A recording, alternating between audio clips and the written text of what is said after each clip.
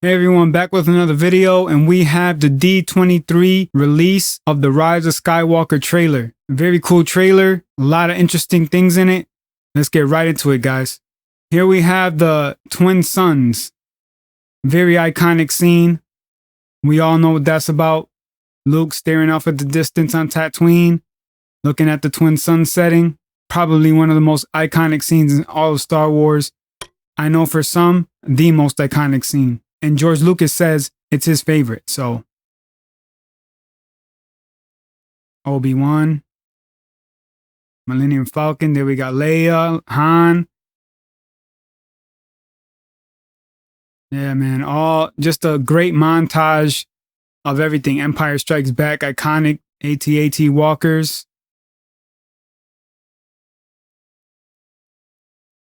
Iconic scene.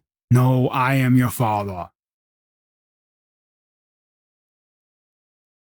Wow. Just oh, here comes the prequels, iconic movies as well in their own right. Mace Windu. Will we ever see a Mace? Will Samuel Jackson ever do a Mace Windu? Hey, with Disney Plus, anything's possible now. Maybe a series. Oh man, that's an iconic scene from The Last Jedi with the red dust rising up off of the salt of Crate. Here we have the gang. The gang is all together. Finally, we have Rey, Finn, Poe looking kind of down right here. C-3PO, Chewbacca in the background. And over here, we have the Millennium Falcon. And this right here, I believe, I know some are saying it's Tatooine. I don't believe it's Tatooine. This is Pasaana. We haven't been told whether or not Tatooine is going to be in this movie, but we know for sure that Pasaana is. And if we look at Tatooine, although we haven't seen the whole landscape of Tatooine, I know they were standing on a mountain looking at Mos Eisley, Luke and Obi-Wan. So they were kind of on a mountain like this, so to speak, looking down. But there's not a whole lot of mountains on Tatooine that we've seen, besides that one scene before they head into Mos Eisley. But this, I'm almost sure, is Pasaana. And here, of course, we have Leia. I don't believe this to be like Endor or anything like that. It looks like a jungle planet, not a forest planet with the, the big leafier vegetation. It does not look like Endor. So this must be a new planet as well, because I don't think we've ever seen jungle planets in Star Wars. Maybe in some of the animated series, but not in any of the saga movies.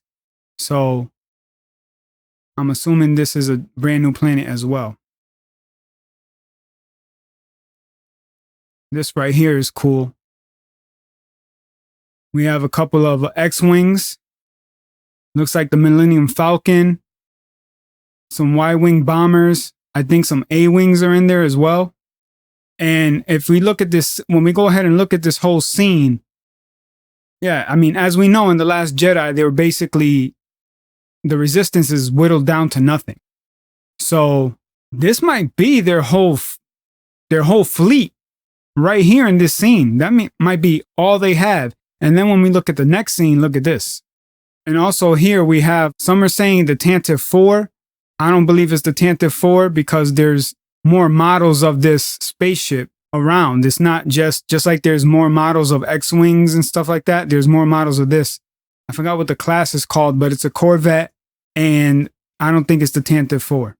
But it could be the Tantive 4. We shall see.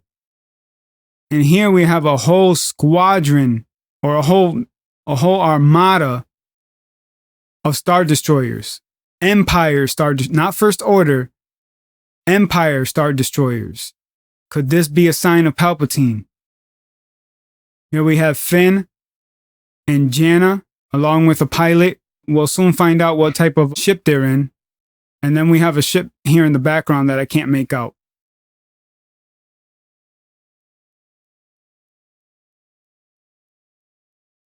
And here is something that is really interesting and has a lot of people up in arms. And this is C-3PO with red eyes. What that means, we don't know. It could be a rogue C3PO, evil C3PO. Who knows?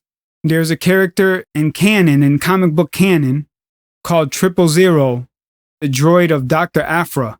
And could it be alluding to something like that? Could something have gone haywire in C3PO's programming? And this right here, I know a lot of people saying is Death Star. It's not Death Star. It's more Starkiller Base. I said this in one of my previous videos. This is quintessence. That's why it's not a green beam like you see on both Death Stars. On Starkiller Base, the First Order came across new technology that goes back to Director Krennic and the Tarkin Initiative and what they were doing and all the research that group was doing in advanced weaponry. The First Order came across it, enhanced it, worked on it, and were able to come up with this form of dark energy called quintessence, phantom energy. And that's what this is. That's why the beam is red and not green. It's a whole nother level. And here we have Rey throwing a lightsaber a la the Force Unleashed. This is some crazy stuff right here. And also Darth Vader did something similar in Return of the Jedi.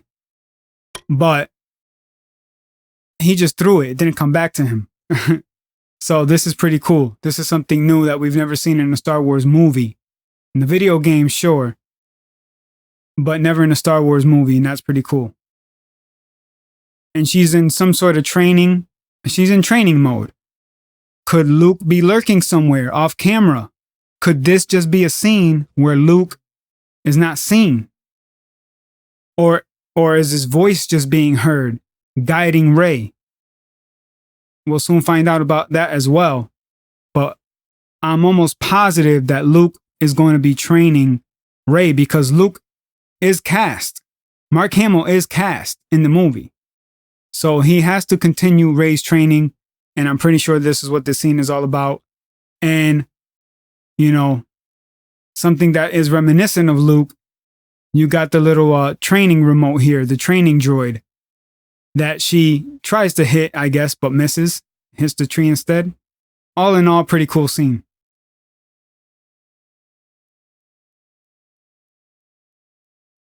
And here we have Kylo Ren, TIE silencer in the background, walking very intently with his crossguard lightsaber. And this scene, I mean, I don't even know what to say about this scene. This scene is just straight epic. We have huge waves crashing into what looks to be and is believed so far to be the second Death Star.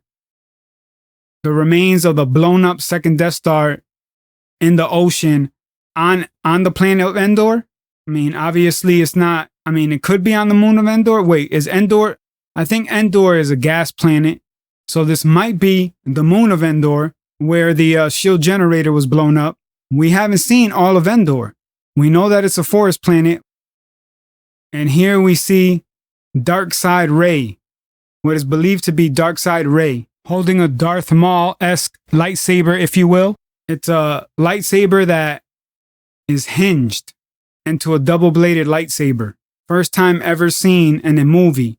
We saw something similar in Rebels, I believe, or in the Clone Wars.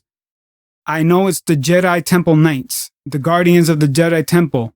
They're in there and they have hinged lightsabers. So I don't know if that has any connection to this. I highly doubt it because they're connected to the Jedi, not the Sith. So this is interesting to see a hinged lightsaber that has a connection to the Sith, or what we believe to be the Sith. And is this really Darkseid Rey? Is it a vision? Is it, are we getting bamboozled here? What's going on? I believe, my personal belief is this is a clone. Rey is going to fight a clone. And if you look closely, I think there's a reason she's hooded in this scene. My belief is that there's no hair under there. She is bald. If you look closely, you cannot see any hair.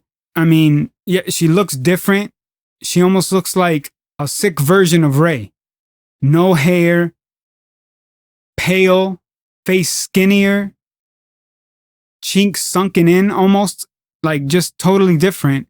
And also there's a ring on her left hand that might have some significance to Snoke, Leia, maybe not even that. So yeah, it's going to be real interesting to see where the Rise of Skywalker takes us concerning this. So there it is, guys. That's my time in this breakdown of the D23 Rise of Skywalker trailer. I thank you for your time. Thank you for listening. Remember to like, subscribe, share this all over, and remember to always keep it charming to the last.